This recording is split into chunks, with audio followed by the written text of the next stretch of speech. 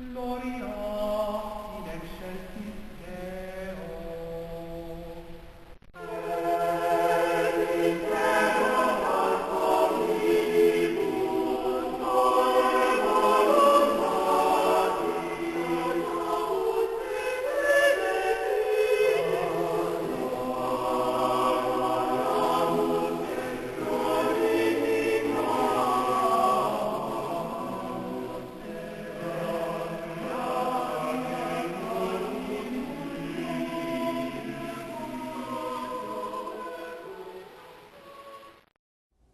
Hello, my name is Father James McLucas, and welcome to another edition of Catholic Insight.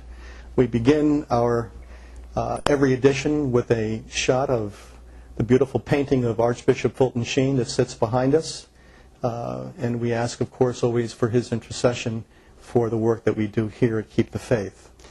For the second week, we have an opportunity to speak with a very rare guest. Very few people get to hear him like you're getting to hear him. Father Chad Ripperger, who is a priest of the Fraternity of St. Peter. Father is a professor of theology and philosophy at the Fraternity of St. Peter's Seminary in Denton, Nebraska. And he is also the author, which is the reason why we're talking to him during this series of editions of Catholic Insight. He's also the author of a trilogy of a work entitled Introduction to the Science of Mental Health. Those of you who saw our Catholic Insight last week got a pretty good summary of the first volume. And the first volume, of course, that we didn't mention, I don't think, last week, Father, okay, is the first volume is Philosophical Psychology. Why did you call the first volume Philosophical Psychology? Well, the principal reason is because in order to approach man adequately or properly, you have to take a philosophical rather than an empirical approach towards him. Even though the empirical can play a role, the interpretation of the empirical data and things like that still have to come from a philosophical methodology, and so that's why I called it philosophical psychology. And that also lays the foundation for the remaining two in the series. What do you mean, let's say, when you make a distinction between philosophical and empirical? What do you mean exactly? The empirical method basically tests things that are physical, so you can measure them, quantify them, that type of thing. Whereas there's certain things that man does that aren't quantifiable. You can't quantify intellectual operations, you can't quantify acts of the will, except for in their effects that occur physically. But philosophy can actually address or discuss these matters because its method is different from an empirical method, because it's not tied to purely physical things. Well, you know, it's interesting because when someone goes through your table of contents, all right, in your first volume, you'll find these chapter headings: logic, the will, the appetites and the passions, reason and the appetites, habits, virtues and vices, natural law, and conscience. What do these topics have to do with the science of mental health? Well, they all deal with how we operate intellectually, because the passions affect our judgment, a judgment being an act of the intellect. The will can move the intellect to different considerations. Also, what we will always has to be first conceived intellectually, and so they're all interconnected. Natural law is basically the structure that God designed, the inclinations that God designed into the nature of man and into his faculties. So all of these affect how we understand our mental health. And you know, that leads, okay, to a logical question. How does your definition of mental health and illness differ from the modern definition of mental health and illness? That's a very good question. If you could find a modern definition of mental illness, I'd be happy to entertain it. Unfortunately, most of the moderns don't really understand what mental health and illness is, and so very often when you read their books, they'll talk about different aspects or different mental illnesses, but nobody can really define what mental health is or what mental illness actually is, and that's actually left, I've discussed this with a few psychologists, that's left the modern philosophical or modern approach to psychology at a bit of a loss, and they're kind of groping around. In fact, because they don't understand what it is or what the definition is, they actually are starting to shift even more towards an empirical method, which basically means they're heading more towards the medical side of things. Because they realize they're getting results by giving people pills and things like that, but that doesn't only solve people's problems, it only masks them. But whereas the philosophical, the definition which I give in my books, is based upon the structure and nature of the human intellect and the various faculties and how they work. And probably we should point out to our viewers that Father is very clear, you make a clear disclaimer in your book that you did not cover the area of psychiatry, which has much more to do with the medicinal aspect of psychology. That's right. And so Father doesn't have any background in that, so he does not address that in the book. Before we leave Volume 1, Philosophical Psychology, in the last 2 chapters, you discuss the exterior and the interior causes of mental health and illness. Right. Could you give just a couple of general observations about what you mean by exterior and interior causes? Well, interior causes would be things which occur interior to the particular individual, which will affect his mental health. Such as? Such as when he gets angry, it will affect his judgment, the choices he makes. So we'll discuss this a little bit later, depending on the time, but sin, like if he commits a sin, that has effects within the faculties. So interiorly, there's how the faculties relate determines how they affect the person's mental health. And that's one of the reasons why in the book I spend a lot of time parsing out or sifting out how the faculties relate and affect each other. So those are the interior causes of mental health and illness. And then there's exterior causes, such as our environment, who we grow up with, things we read, that type of thing. The relationships we have with other people can affect our mental health as well. But those are contingent upon the choices we make or how we approach them interiorly. Before we leave Volume 1, is there anything else that you would like to mention about philosophical psychology that we haven't covered? Not really, other than just to give a general overview. Okay, good. All right. By the way, Father made the observation as we penned in on Archbishop Fulton Sheen that he himself, the Archbishop, truly understood the problems of modern psychology. That's right. And he addressed it, probably the book that he addressed it best was Peace of Soul. Is that? I think so, yeah. I think Peace of Soul was the book. And just to let you know that he himself, because he was a Thomistic philosopher, did have a great interest in human nature. And I remember Frank Sheed used to say, and this is why, Thomism gets such a bad rap, because Frank Sheed used to refer to Thomists as man-eating Thomists. And man-eating Thomists to Frank Sheed meant that they could tell you how many angels dance in the head of a pin, which, by the way, is a very important philosophical question, okay? But knew nothing, could never mention human nature. And it's so unfair to St. Thomas, who has so much about human nature in his writings. That's right. Okay. So that being said, let us move on to your second volume in the trilogy. And the second volume is basically subtitled Sacred and Other Spiritual Causes of Mental Health and Illness. What is the relationship between, if you're going to talk about the sacred then, what is the relationship between philosophical psychology and theology? Well, the principal thing is that how the sacred causes or how spiritual things which God begets to man is based upon how man is designed or structured.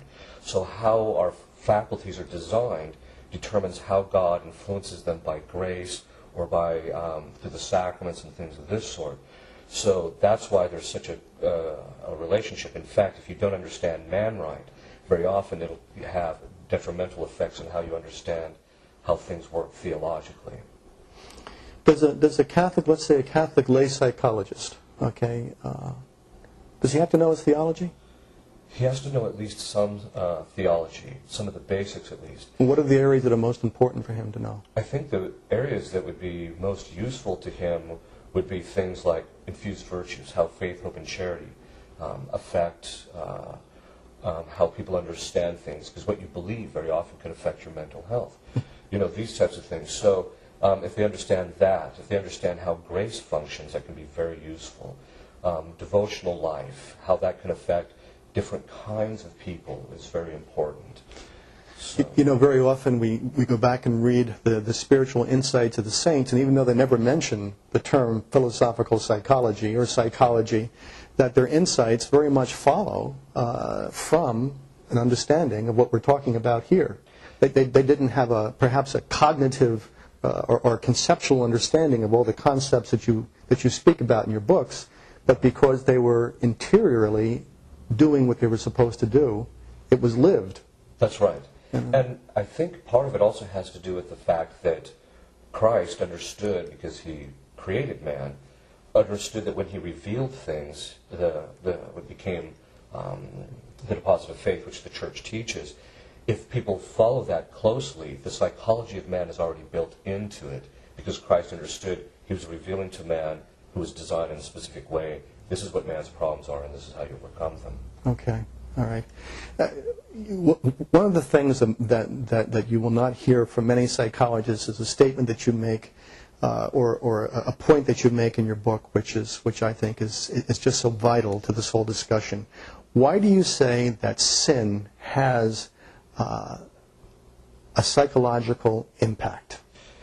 Well, it has an impact because every time we sin, we know what the right thing is, but we choose something else. And in that choice, we imagine things which affects our imagination, our memory. It also affects our life of our passions. So we choose very often to think about something that makes us angry, and so the sins affect us. One of the effects of not only an original sin, but actual sin, is a darkening of the intellect, which has a direct impact on people psychologically.